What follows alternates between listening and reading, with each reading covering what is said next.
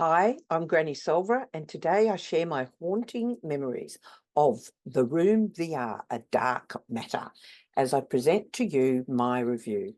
Many people, including myself, have been fascinated by adventures of Indiana Jones, Lara Croft Tomb Raider, and National Treasure. And The Room VR takes you on a similar spellbinding adventure. Imagery and experiences of this game still live with me. The Egyptology, the Knights of Templar, archaeology, fog-bound streets, brass, wood, stained glass and clockwork puzzles abound. Even although the game itself is a little shortish in length, the intensity and the realism of it strikes a genuine chord and remains with you. This is one of my top 5 games. The atmospheric setting, the fascinating challenges, and the puzzles were all thrilling. I actually played this game a while ago on my PlayStation 4 and I totally loved it.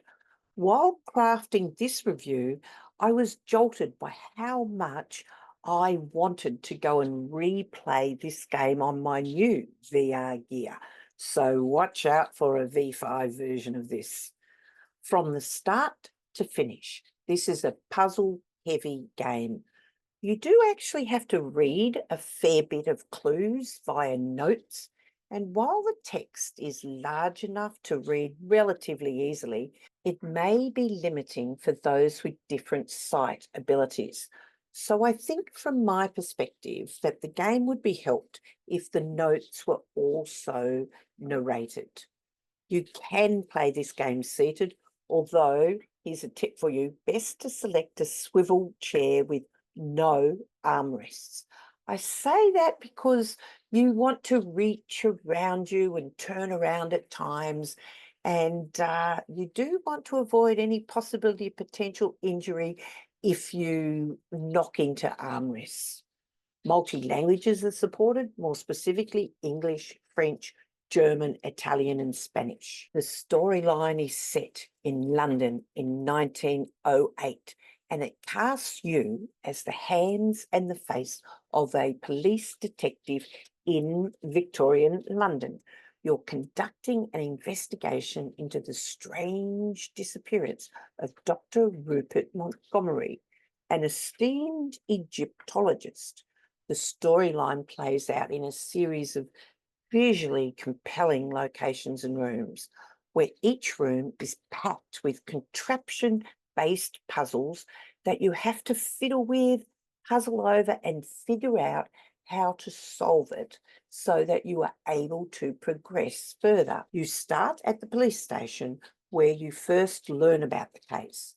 And by so doing, you also learn how to use your game controls for which function. So it's kind of like a tutorial styled location. What gets me in VR is there are similarities in games and movements. However, there's also just as many uniquenesses between them. So it's actually important to have this type of tutorial at the start of a game so that you can be oriented towards that specific game. Once you work out how to progress, you are then transported to the British Institute of Archaeology, then on to a stunning church and an abandoned excavation camp that leads to a mysterious tomb, before ending with a return to the police station. As part of your detective role, you examine mysterious gadgets and artifacts as you travel through the 3 main locations and their various rooms. All of this is combining historical and fantasy elements. Tools are there to assist you, such as a mysterious eyepiece that reveals secrets hidden to the naked eye, and an inventory system. And something I found I lent on a little too heavily was there is a great hint provider as part of that inventory tool. There are 3 levels of hints available, and in many ways I wish I'd used them a little less, but I can say that they were extremely useful and delivered at times of my specific need. The plot is very well written. It is teasingly vague enough to add fascination and intrigue. You even encounter ghosts sporadically throughout the locations. The graphics and visuals of the Room VR really do look wow, and the detailed artifacts and props are awesome to admire and especially to inspect up close. The moment I looked down on the sarcophagus was a super wow moment to me. The level of detail was stunning, and given the realism of the VR, I actually felt that I was there looking at it. This was an experience I never had in my life. I had, of course, been to some museums and seen sarcophagus, but I'd never been that close. And this one, not only had I unveiled it, but I got to touch it and explore it. It was just a fantastic experience. I actually had a number of wow moments related to the visuals in this game. Another highly memorable one was when the Templar Knights just appeared in front of me. This clip shows that, but you are only seeing it in 2D. In 3D, this was an entirely remarkable experience that filled me with awe. The visuals were so good that sometimes I found I did really dumb things like put down my hand controller to rest on an object that was in the game, or tried to lean my own body against a virtual object. With these all being virtual, not part of my real physical environment, that creates a minor issue. But the fact that my mind thought that I could do that demonstrates how immersive and realistic the visuals in this game really are. I did not experience any glitches, and I found it a very smooth playing game. Music is only played during brief scenes, which I actually appreciated, as it left me with solving puzzles in near silence, and that lets me concentrate better. Each room did naturally have its own gentler sounds, such as wind or water or clinking, or obviously when you touched objects, sounds emitted. However, to me, all of those sounded exactly as they ought, especially they map to that slightly spooky, supernatural environment of the game. The mechanics were movement was a teleportation style. That means you fundamentally use a trigger on your handset to point to where you want to go, and you're instantly transported there. So for me, that worked really well, as in VR, I found that I tend to not experience motion sickness in that teleportation style movement.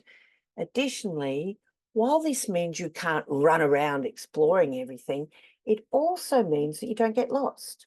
You don't unnecessarily waste time, because you're only able to go to a place if something useful is there for you to reach out to. Puzzle solving was brilliant.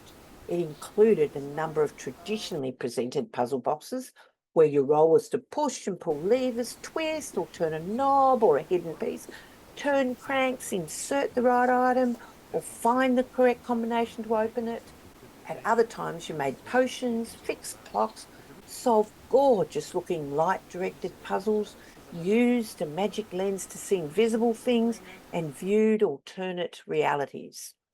All of this resulted in being rewarded with your next clue. In many instances, you needed to retain a clue for a future puzzle, as both the clues and the collectible items skillfully intertwined, creating deeper levels of intrigue. Sometimes, of course, this meant you needed to double back when you realised that something from earlier was now part of another puzzle. But in good gameplay style, if a location you had visited had been exhausted, as in you'd already solved everything to do with it, you were no longer able to teleport back there. That was very good, practical, useful technique to be included. The puzzles across all locations were varied.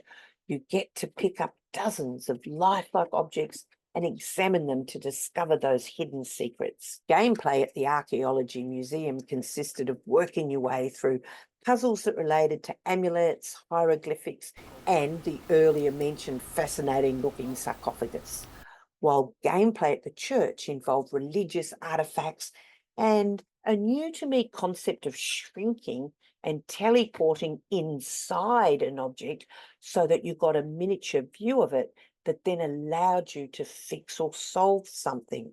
I got an immense sense of achievement when I fixed the church organ and I heard it start up playing, while gameplay at the abandoned excavation camp and the associated tomb tended to be simpler and more obvious puzzles.